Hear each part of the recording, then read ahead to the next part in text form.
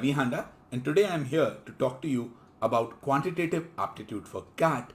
What is the importance of various topics in it? Now, you might know the structure of the CAT exam where quant has 34 questions out of 100, and this has remained the same for the last many years. What you might not know is the breakup of these 34 questions, and that is essentially what we will try and discuss today as to how these 34 questions are divided.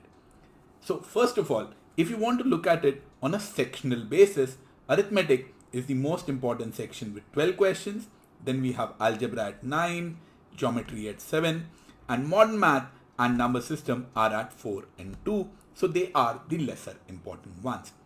Now this part that it has 34 questions in quant, that part is fixed. That has remained the same across the past many years. However, this part is an average, is a guess, is an estimate. It is not exact. And how did I get this estimate? Well, I looked at the papers for the past 3 years from 2017 to 2019. And what happened was I looked at the morning paper and the afternoon paper. I marked out each of those questions to a particular topic and then took an average. Let me share that data with you. So arithmetic had a total of 71 questions across 6 papers, which gives me an average of 71 by 6. Now you might see that in the 18 afternoon slot, the number is a little bit higher, and in some of those slots, such as the 19 evening slot, the number is a little bit lower. But you should not be concerned with this because broadly, arithmetic has always had a large number of questions. On the other hand, if you look at it from a chapter-wise basis, TSD or time, speed and distance has been the most important topic with 14 questions, time and work not far behind with 13. As a matter of fact, they always give you 2 to 3 questions in every slot. So whether you look at 19th evening slot or you look at the 17th morning slot, you will always have enough questions from time, speed, distance and time and work. On the other hand, you have topics like simple interest, compound interest, something like installments. A lot of people worry a lot about that. They spend a lot of time understanding the EMIs and complicated calculations. All of that doesn't get asked. You get very limited questions on simple interest, compound interest. As you can see, in 3 of these slots, you didn't get a single question on simple interest, compound interest. And even when you did, you had just 1 question. By this, I do not mean that you should completely ignore SICI. No, it's a simple topic. You should do it.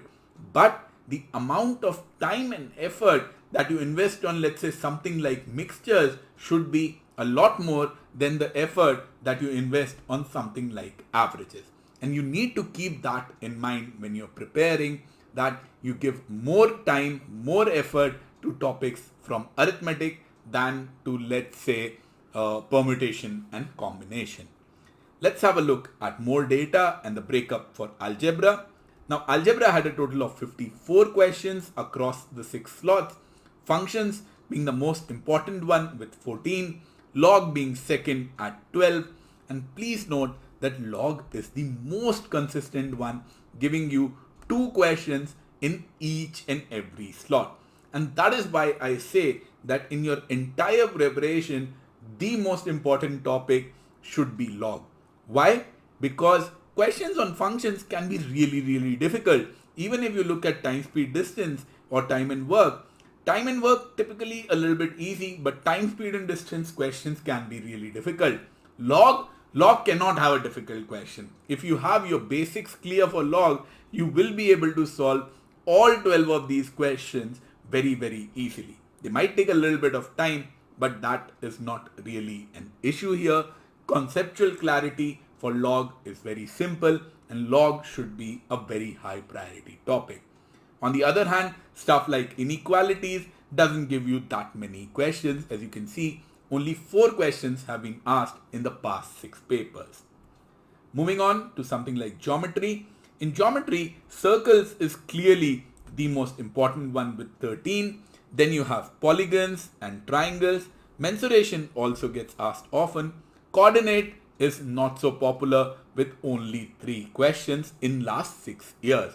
Trigonometry hasn't been asked. So there is no need to prepare for trigonometry. There is no need to worry about trigonometry as long as you're bothered with CAT. On the other hand, if you're thinking about exams like SNAP, IIFT and ZAT, yes, you need a little bit of trigo knowledge, but nothing advanced.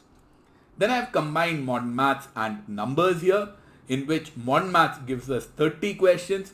Half of those come from sequence and series.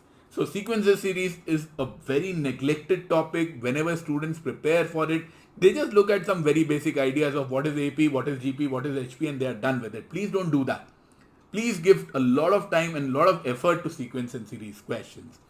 Permutation and combination is important as well. It has given us 10 questions across the last 6 papers, but majority of these questions, 8 or 9 of these questions were based on simple principles of counting, considering cases, stuff like NCR, NPR. Nothing fancy is required for these. Set theory also gives us some questions, so that is important. And another good part about set theory is that if your concepts of set theory are clear, there might be questions in the LR part.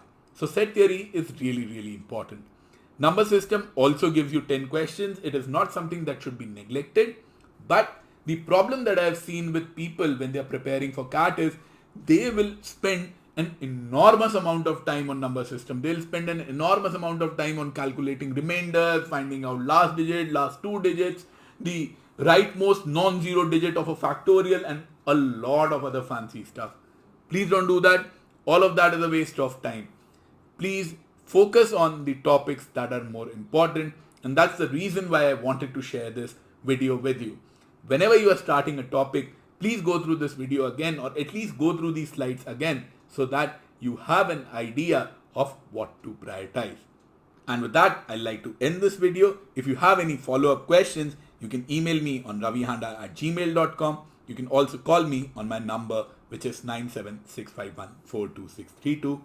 Thank you very much.